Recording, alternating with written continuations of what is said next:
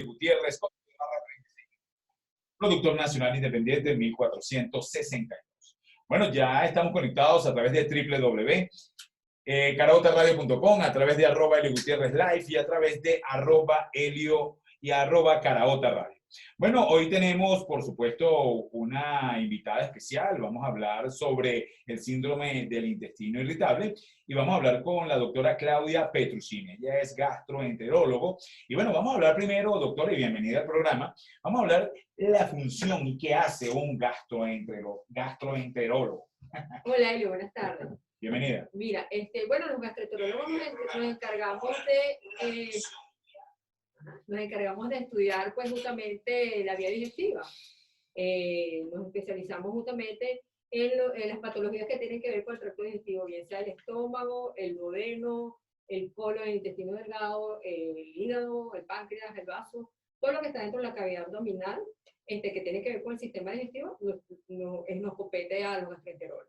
Ok, aquellas personas que sufren de ciertas patologías, doctora, ¿cuáles son las patologías más comunes cuando la persona se siente algún malestar? ¿Cuál es el momento en que la persona decide buscar a un especialista como usted? Bueno, fíjate, los motivos de consulta más frecuentes usualmente son problemas funcionales. Cuando hablamos de problemas funcionales, bueno, uno es justamente el tema que vamos a tocar hoy, que es el síndrome intestino irritable. La causa de consultas más frecuentes es que el paciente se queja de que tiene distensión abdominal, tiene flatulencia, tiene gases, tiene cambios del hábito intestinal. Por otro lado, la dispepsia, básicamente la dispepsia tiene que ver con alimentos que de repente tú no procesas adecuadamente y no necesariamente está relacionado con una patología. Okay. Pero sin embargo le crea inquietud al paciente y uno de los motivos por los cuales puede consultar.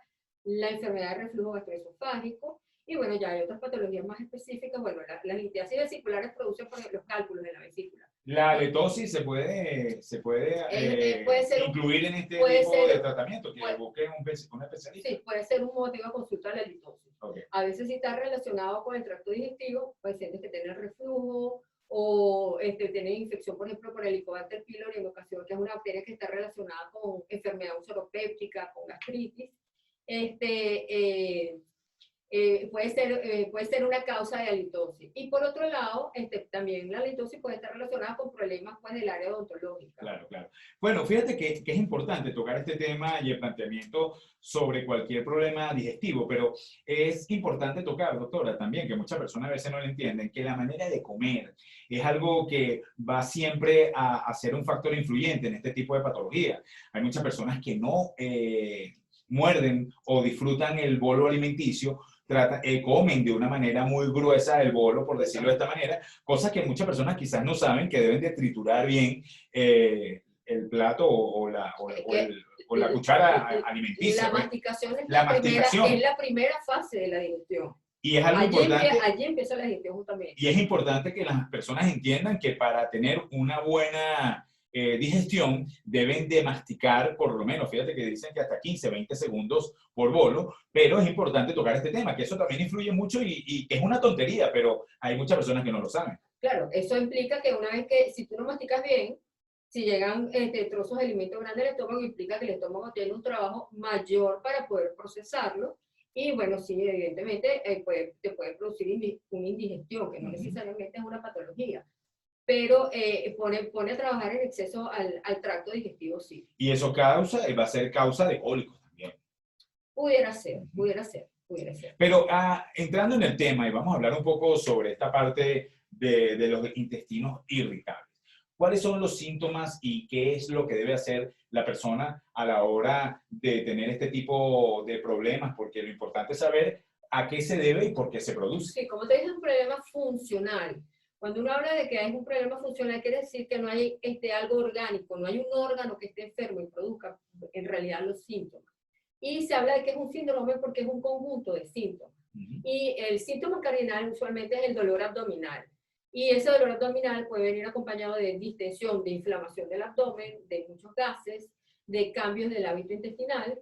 Hay pacientes que tienen estreñimiento, pacientes que tienen diarrea o que pueden alternar incluso el hábito, ¿no? Y eso define es una clasificación del síndrome intestino irritable.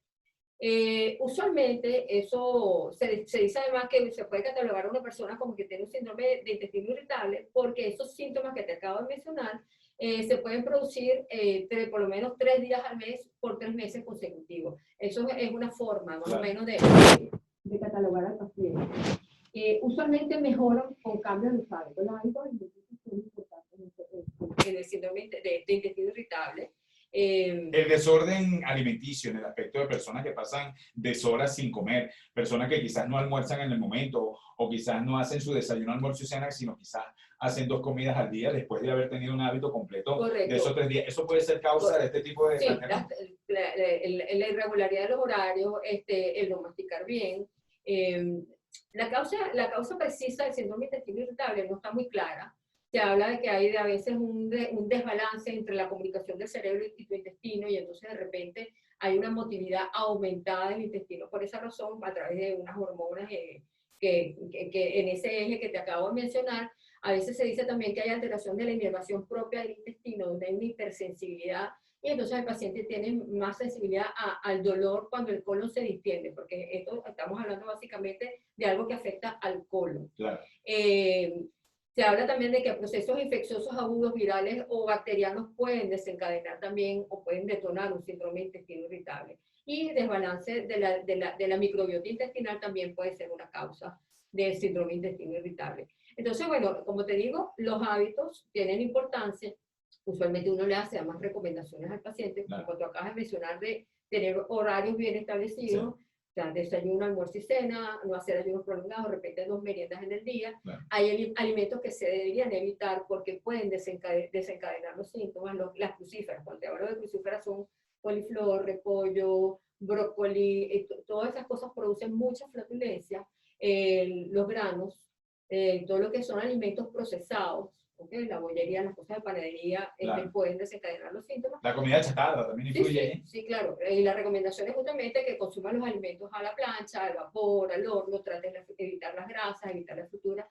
También se le recomienda al paciente cuando tiene síntomas o está en un episodio de crisis, evitar los lácteos, también puede ayudar. A veces se habla de que puede haber algún tipo de intolerancia alimentaria que puede estar asociada. O a veces la intolerancia alimentaria es un diagnóstico diferencial, es decir, no es realmente un síndrome de intestino irritable, sino es una intolerancia a algún tipo de alimento. La gente, y disculpa que le interrumpa, doctora, la gente que sufre, que no le agrada el lácteo, ¿cómo se dice esta parte? Que es intolerante. Que es intolerante a la lactosa, así mismo. Correcto. Mira, la intolerancia a la lactosa básicamente quiere decir que tú no tienes una enzima que es necesaria para dividir a la lactosa. La lactosa básicamente es un azúcar, ¿okay? Y te falta una enzima que se llama lactasa. Cuando no tienes la lactasa a nivel en tu intestino, a nivel del estómago, no es posible fraccionar esa molécula de azúcar, ¿okay? Para que tú la puedas absorber. Claro. De manera tal que esa molécula queda completa y no se absorbe y produce justamente distensión, gases y diarrea. Tiene efecto catártico porque claro. Es un soluto que tú no estás absorbiendo. Pero fíjate que hay personas, ya de terminar este bloque, hay personas que quizás a la hora de comer no encuentran o no saben realmente que son intolerantes a ciertas comidas. En este caso hablamos de la leche, hablemos de los granos, hablemos también de las verduras. En este caso hablamos del coliflor y el brócoli, que son los más comunes que eso. Pero eso también debe ser, me imagino que a la hora de consultarlo, se hace una previa entrevista, una previa evaluación de su día a día y de lo que consume. Claro, por eso es que es tan importante la consulta y la historia clínica, que tú hagas un buen interrogatorio. Usualmente el síndrome de intestino irritable tú no haces unas pruebas específicas a lo que estés, por ejemplo, sospechando las intolerancias, claro. Sino justamente en los hábitos, en cuál es la sintomatología del paciente, cuál es su rutina de vida y qué es lo que lo está llevando a la consulta. Es casi que un diagnóstico de exclusión en base a la sintomatología. Tú puedes llegar a un diagnóstico de repente sin hacer algún tipo de examen.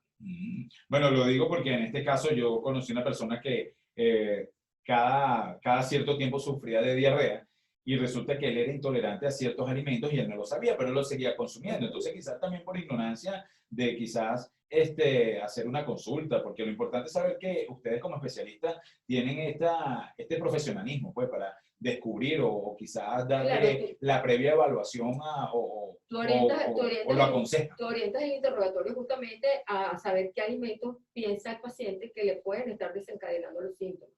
Y cuando es así, bueno, tú puedes hacer pruebas de intolerancia alimentaria.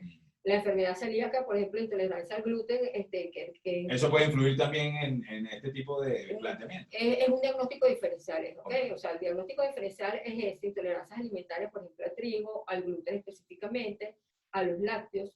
Entonces, si de repente tú tienes un paciente que tiene unos síntomas que tú lo catalogas, ¿verdad? Como un síndrome de intestino irritable, pero a pesar de que hagas los cambios que tú le estás recomendando, que lo mediques y no tiene mejoría, debes pensar en alguna intolerancia alimentaria y pedir las pruebas específicas para descartarla. Bueno, pero estamos aquí con la doctora Claudia, ella es gastroenterólogo y estamos hablando sobre el sistema digestivo, en este caso el intestino irritable, pero estamos conectados también a través de www.caraotaradio.com, a través de @Gutierrez Live y a través de @Caraota Radio. Vamos con más música para que le des volumen. Continuamos con tu programa Carabota Radio Fitness con tu personal trainer Elio Gutiérrez. Bueno, y continuamos aquí con la doctora Claudia. Ella es gastroenterólogo y estamos hablando sobre el intestino irritable. Pero es importante, doctora, también hablar desde el punto de vista en qué momento el paciente debe ir a la consulta, porque independientemente de que mucha gente aguanta dolores, quizás a la hora de sentir cualquier malestar, se toma un Alka-Seltzer, se toma un ibuprofeno, se toma un diclofenac, las cosas van empeorando. Entonces, ¿en qué momento es o cuál es el síntoma básico para buscar un especialista como usted? Bueno, hay síntomas que son de alarma. Bueno, primero, si te duele el estómago, no es bueno que tomes ninguna de esas cosas que te acabas de mencionar. Pero si tienes una úlcera o una gastritis, se te va a poner peor. Imagínate. ¿Okay? Porque son gastrolesivos. Pero síntomas de alarma en la esfera digestiva es una pérdida de peso que no tenga explicación, pérdida del apetito, un síndrome anémico que no tiene explicación, evacuaciones sanguinolentas. Esos son motivos para consultar de manera urgente con el gastroenterólogo. Ahora, ahí entro yo en la pregunta. ¿Qué diferencia hay entre o cuál sería vamos a decirlo así, la diferencia entre unas heces con sangre que sean de las hemorroides o cómo identificarlas? Ese sería, y tocarlo con la parte intestinal. ¿Cuál sería esa diferencia? ¿Hay un color diferente? ¿Viene envuelto en el mismo bolo? ¿Cómo? Bueno, usualmente cuando efectivamente las hemorroides son las causas, usualmente hay una evacuación y posterior a la evacuación ves sangre. Okay. Sin embargo, no siempre es así y no necesariamente un sangrado que se comporte de ese modo es por unas hemorroides. Okay. Siempre que haya sangre en las evacuaciones, se debe consultar. Le llega mucho a uno a la consulta pacientes que se están manejando o automedicando en casa porque piensan que ese sangrado es por unas hemorroides y terminan siendo un cáncer de la región anal. Introduciéndose, bueno, ¿cómo se llama esto? Supositorio o cremitas, exacto.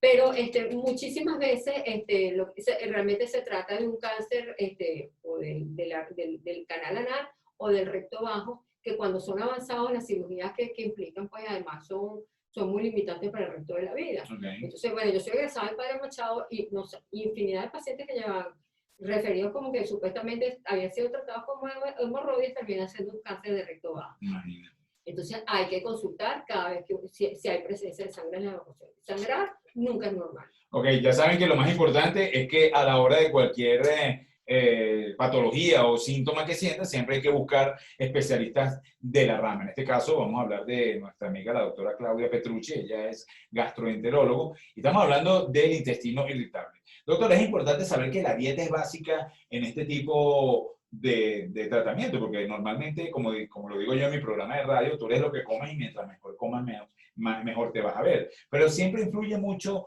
la calidad de la comida que se consume. En este caso, me gustaría que evaluara si es por cantidad de grasa, cantidad de sal, cantidad de azúcar. ¿Eso va a influir también allí? Sí, bueno, los dos detonantes para que tú tengas una crisis por un cuadro de intestino irritable son, uno, las transgresiones dietéticas. Cuando hablas de transgresiones dietéticas es consumir comidas ricas en grasa, alcohol, exceso de café, fritura, bueno, comida chatarra, como tú dices. Pizza, hamburguesa, perro caliente, en Correcto. ese calificativo.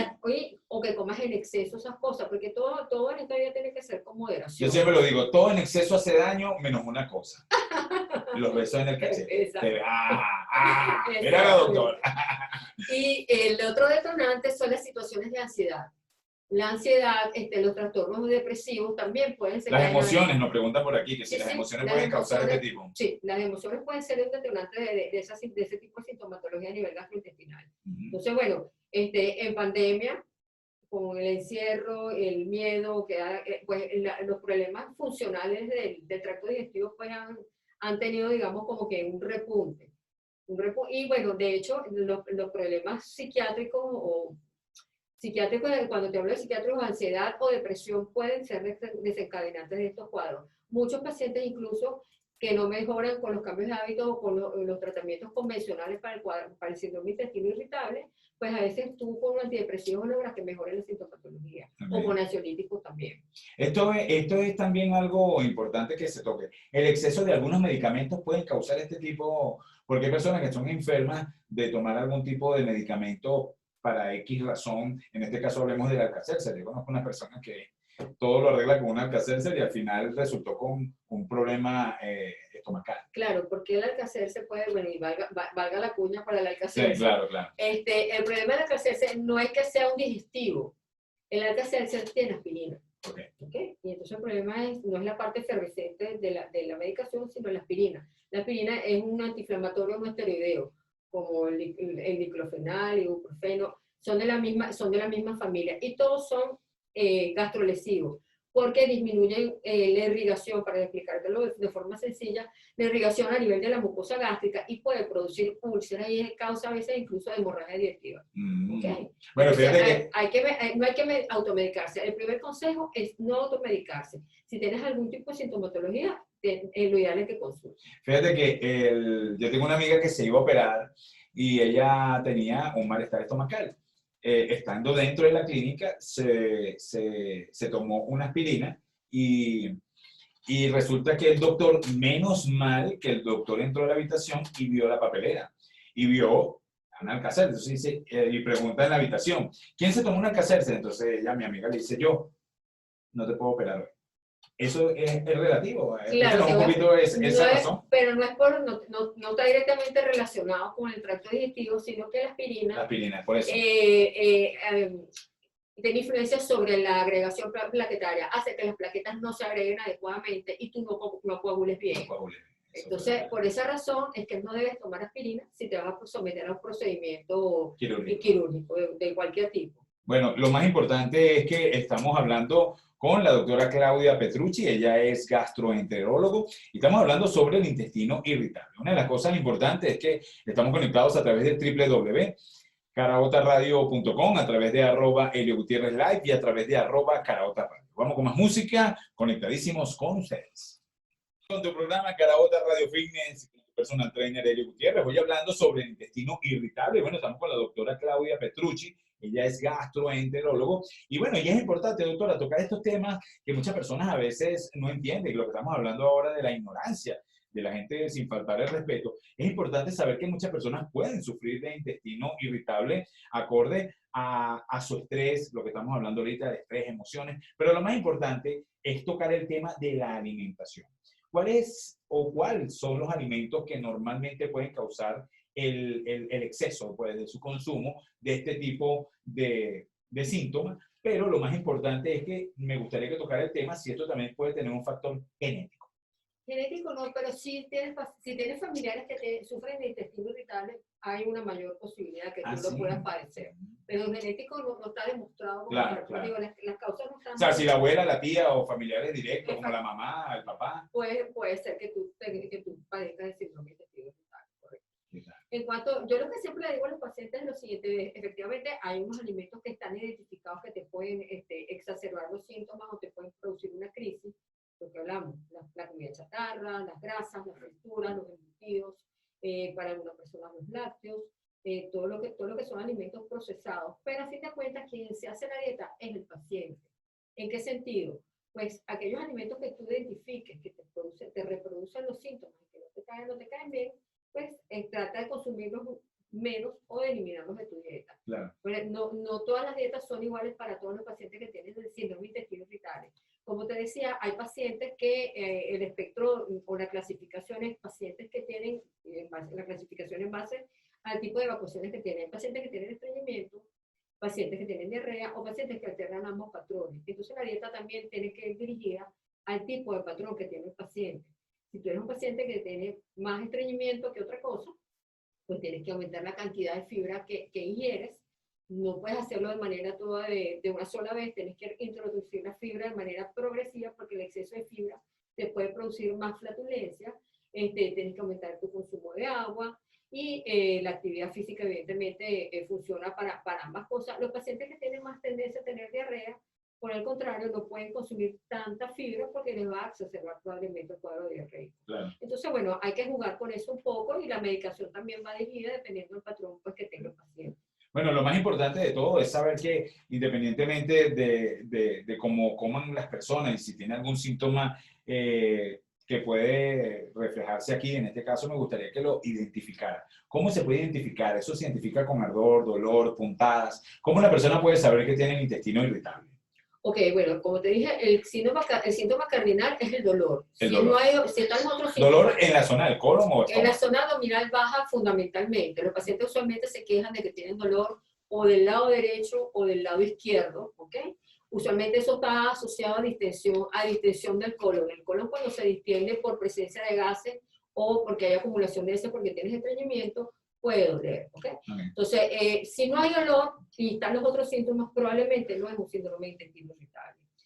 La otra característica, bueno, como te digo, hay distensión abdominal, hay inflamación, la gente viene y dice, doctora, tengo una barriga que me crece durante el día y me siento como si estuviera embarazada o embarazado. Porque hay un aumento del diámetro de abdominal por, justamente, probablemente por presencia de gases. La flatulencia, los gases, pues, son unas características.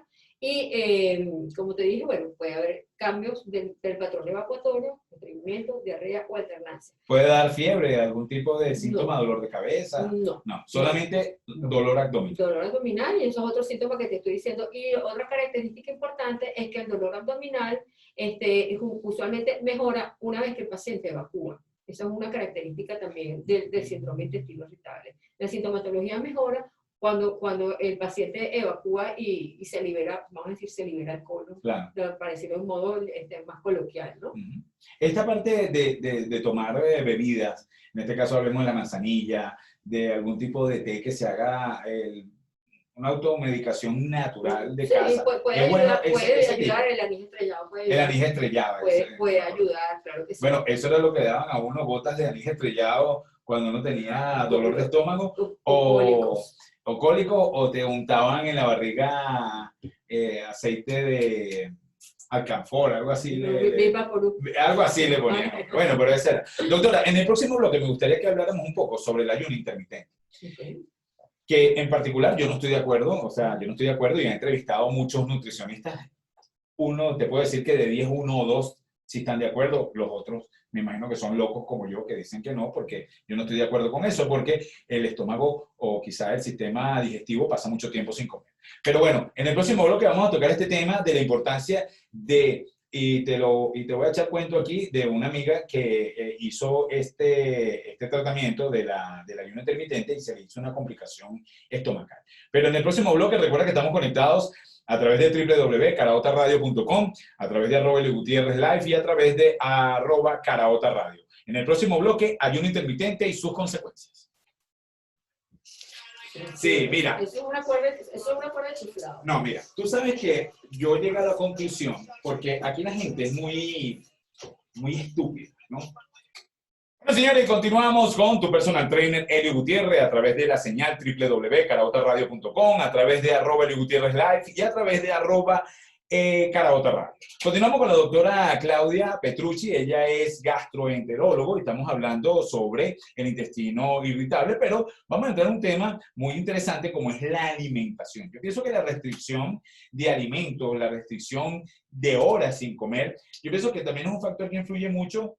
Perdón, no tanto en este caso de hablar del intestino, sino a nivel estomacal. Ese estrago de tanto tiempo sin comer, yo pienso que al final, a corto o largo plazo, puede tener consecuencias. ¿Qué opina usted sobre este tipo de planteamiento que está ahora en boga, como es el ayuno intermitente? Bueno, el ayuno intermitente evidentemente históricamente lo han usado diferentes culturas, tienen implicaciones religiosas para muchas personas, y hay un ayuno que básicamente es fisiológico. O sea, el de 12 horas podemos decir que es fisiológico. Cenas a las 8 de la noche, desayunas a las 8 de la mañana, eso es lo que usualmente sucede de manera natural. Pero esos ayunos muy extendidos de 14, 16, 18 horas, evidentemente tienen repercusiones a nivel del tracto digestivo. Hay hipersecreción gástrica, las paredes del estómago, como tú dices, están sometidas a la acción del ácido y enlentece el tránsito intestinal también. Ya va, discúlpeme que esa parte me gustó, lo de los ácidos gástricos. Esa restricción de alimentos causa un estrago a través de estos ácidos que pueden causar a corto o largo plazo una patología como una úlcera. Pudiera producir una gastritis y bueno, yo he recibido pacientes que han estado haciendo ayuno de ese tipo y bueno, si tienen gastropatías erosivas que probablemente son secundarias pues a ese ayuno. Y como te digo, además se enlentece el tránsito intestinal, se pone más lento. Por ejemplo, los pacientes que tienen cuadros intestinos irritables, tú les recomiendas justamente que no hagan ayunos prolongados. A los pacientes que tienen enfermedad de reflujo gastroesofágico también, porque empeora la sintomatología. La recomendación siempre es hacer 3 comidas principales que no sean tan abundantes y 2 meriendas, una meriendita media mañana y una merienda media tarde. Y bueno, como te digo, si hay un ayuno que termina siendo fisiológico, que es en las horas que tú te acuestas a dormir, desde que cenas hasta que desayunas temprano en la mañana. Pero por eso la primera comida se llama desayuno. Pues natural. Para dejar Correcto. el ayuno de esa cantidad de horas. Porque independientemente, y hay que tomar en cuenta, doctora, que hay dos tipos de metabolismo, que es el metabolismo total y el metabolismo basal. Y muchas personas no saben realmente el metabolismo de actividad y el metabolismo de descanso, como es a la hora de dormir. Pero esto va a influir mucho el factor que, como digo yo, que está en boga, el ayuno intermitente, en solo tomar agua desde que te acuestas a las 7 de la noche y pasar tantas horas, imagínate, 12, 13 horas sin comer. Eso puede causar, en este caso, los gases gástricos. Se pueden... los ácidos, bueno, pueden hacer usted lo dijo ahorita, a las paredes estomacales. Sí, lo puede irritar, puede producir una gastritis, todo lo que termina en inflamación. Entonces se puede inflamar pues, las paredes del tracto digestivo y los pacientes que tienen problemas de reflujo, pues se les exacerban los síntomas usualmente. Quienes digamos, son pro ayuno, dicen que mejoran, pero realmente no hay una evidencia científica bien basada que justifique pues, que hacer ayuno en esos casos. Claro, fíjate que en este caso hablar del ayuno intermitente, que independientemente de la cantidad de horas que pasa la persona sin comer, imagínate, si hace un entrenamiento extremo, si hace un entrenamiento con máquinas y pesas, si hace, en este caso, entrenamientos aeróbicos, donde lógicamente la deshidratación es importante, el hecho ya de dejar de comer, como decía mi amigo Richard Linares, que al final dijo que independientemente de la persona que quisiera buscar el objetivo de bajar de peso, va a perder grasa, pero también va a perder masa muscular. Entonces, si no hay una correcta alimentación, una correcta evaluación o quizá de las porciones, hablar de este caso de carbohidrato y proteína, independientemente de los suplementos alimenticios como aminoácidos, ganadores de peso y proteína, lógicamente eso va a causar una patología a largo o corto plazo a nivel estomacal. Bueno, y desde el punto de vista de lo que tú estás diciendo, si tú eres una persona que se ejercita en ayunas, pues va a llegar un momento donde tú ya no tienes combustible y vas a utilizar tu glucógeno y vas a gastar tus músculos para usarlos como combustible para poder hacer ese entrenamiento.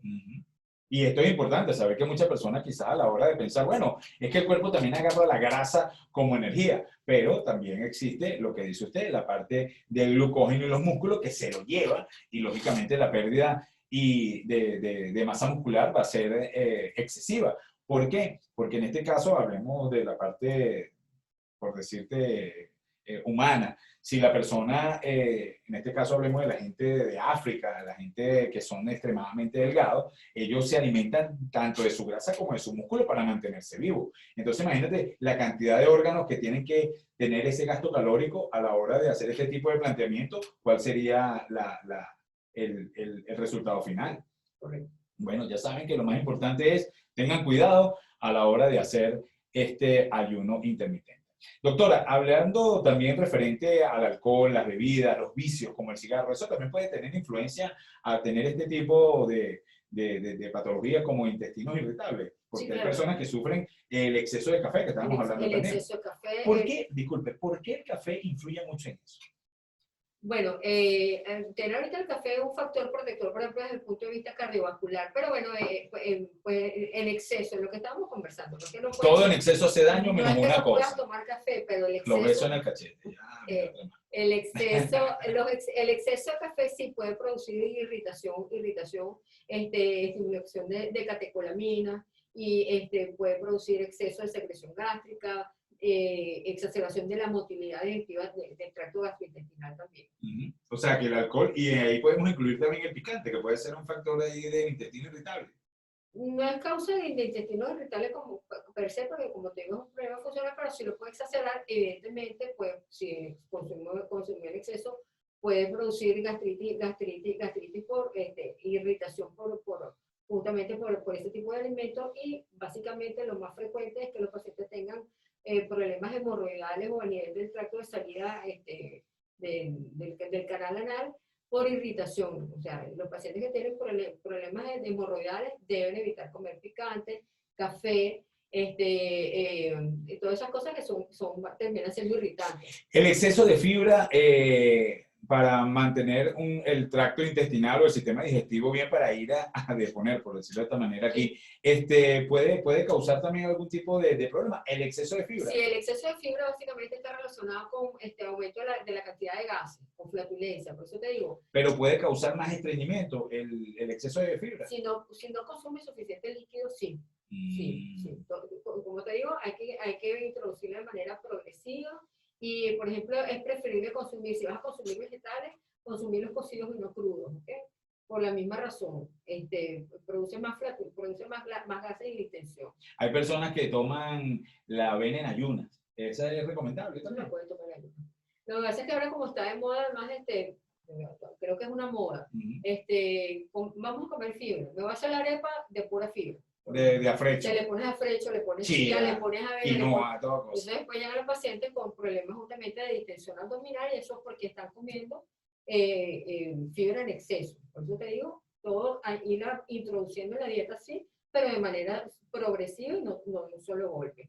Bueno, ya saben que lo más importante a la hora de consumir fibra, supuestamente para aquellas personas que sufren de estreñimiento, deben tener cuidado con el exceso. Como dice la doctora, debemos irlo introduciendo poco a poco, quizás dosificando de una manera progresiva, de poquito a más. ¿Cómo sería más o menos? De menos a más, por supuesto. De menos a más. Si tú eres una persona que no consume de manera regular fruta, vegetales, porque muchísima gente simplemente dice, ay, doctora, es que a mí no me gusta la fruta, no me gustan las vegetales. ¿Cuál es la fruta más recomendable para este tipo de casos? La lechosa, la piña, el cambur ayudan para los problemas de estreñimiento. Ok, bueno, ya saben que lo más importante es que estamos conectados con profesionales, siempre llevándole las mejores entrevistas a esta hora de la tarde. Recuerda que estamos de 4 a 5 de la tarde a través de www.caraotaradio.com con tu programa Caraota Radio Fitness. Vamos con más música y en el próximo bloque, bueno, vamos a entrar en un bloque de despedida con las mejores recomendaciones de la doctora Claudia Petrucci.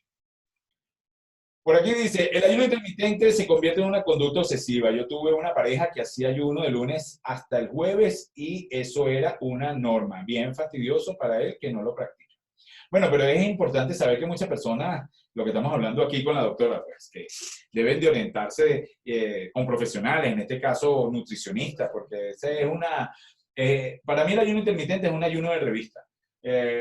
Lo vieron en una revista, la amiga se lo comentó a la amiga, entonces ella, porque bajó de peso, y yo pienso que algo importante también, saber que muchas personas, no todo el mundo tiene la misma genética, no todo el mundo tiene la misma, lo que llamamos endomorfo, ectomorfo y mesomorfo. El mismo fenotipo. El mismo fenotipo, entonces hay que tomar en cuenta que los valores calóricos siempre deben ser calculados por profesionales. Bueno, y termina siendo que es una estrategia solamente para reducir calorías, terminas haciendo una dieta hipocalórica, porque la ventana para comer es tan pequeña que puedes consumir un número limitado de calorías.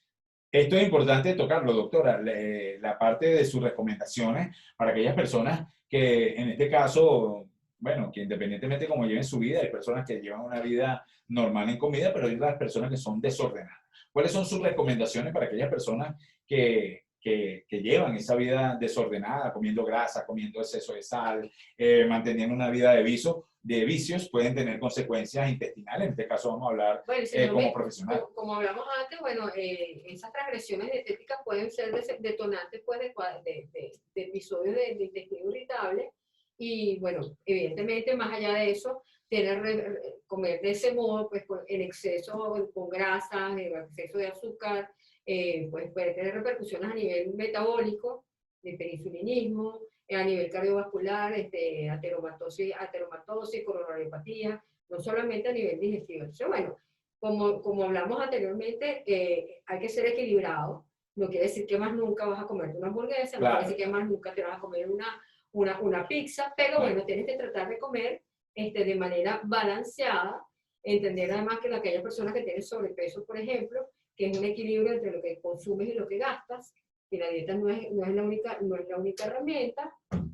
Y bueno, básicamente, bueno, tratar de introducir más cantidad de fibra, más cantidad de frutas, evitar las carnes procesadas, que además todo eso, las carnes procesadas y que son ahumadas, por ejemplo, son predisponentes para tener carcinoma de colon. Bueno, entonces, bueno, hacer vida sana. Hacer vida sana es la recomendación. Lo importante es saber de que estas recomendaciones, siempre en este caso, cuando tenemos los profesionales, siempre las opiniones son relevantes. Algo antes de terminar el programa, doctora, dijiste algo ahorita que me llamó mucho la atención, que es importante también el consumo del agua. Porque muchas personas que no toman agua, toman refresco, toman chicha, toman todo.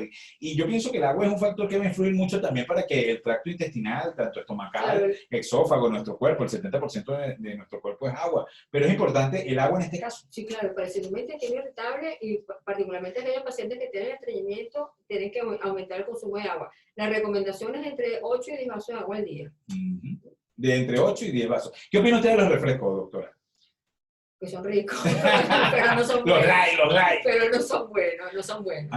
Siempre el exceso sí, es lo que va empeorar la distensión abdominal. Evidentemente, si son ricos en azúcar también, pues claro, son más nocivos. Los pacientes con reflujo deberían evitar tomar refresco porque se les exacerba también el problema de reflujo. Esto es importante también el hecho, como yo lo digo, tanto en programas de radio y televisión, que de lunes a viernes debemos procurar de comer lo más sano posible. Yo siempre le digo a mis clientes, a los que yo entreno, que los sábados y domingos se pueden dar su regalito sin abusar, pero el planteamiento siempre está en vigilar las calorías.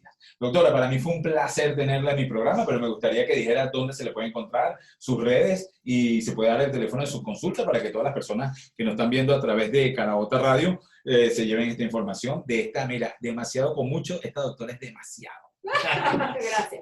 Bueno, primero, gracias por invitarme. Y bueno, yo estoy ubicada en el Instituto Médico de la Floresta, en el Hospital de Clínicas Caracas. Las redes, @DRA doctora Claudia Petrucci.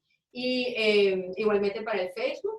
Y el número de contacto, bueno, por el WhatsApp me pueden contactar, 0414-328-9007. Bueno, ya saben entonces, conéctate con la doctora en la Clínica La Floresta, la doctora Claudia Petrucci, lo máximo en gastroenterología, ¿no? ¿Lo dije bien? Sí. Algo por ahí. Bueno, señores, hasta aquí nuestro programa el día de hoy, despidiendo a todo este maravilloso y espectacular equipo que hace posible este programa, en la dirección de la producción del programa, nuestra amiga Mirla Castellano, en la producción del programa Daniel Camargo, en los controles, mi pana, el gran coquetón mayor Yailin Acevedo, y quien te habló con cariño, tu personal trainer, Helio Gutiérrez, código de barra 36005, productor nacional independiente 1462. Mañana es jueves, mañana como siempre tenemos un programa lleno de salud, de bienestar, de buena vibra y conectado con la energía positiva que siempre tratamos de transmitirle a través de la señal que manda, www.caraotaradio.com. Chao, chao, nos vemos mañana.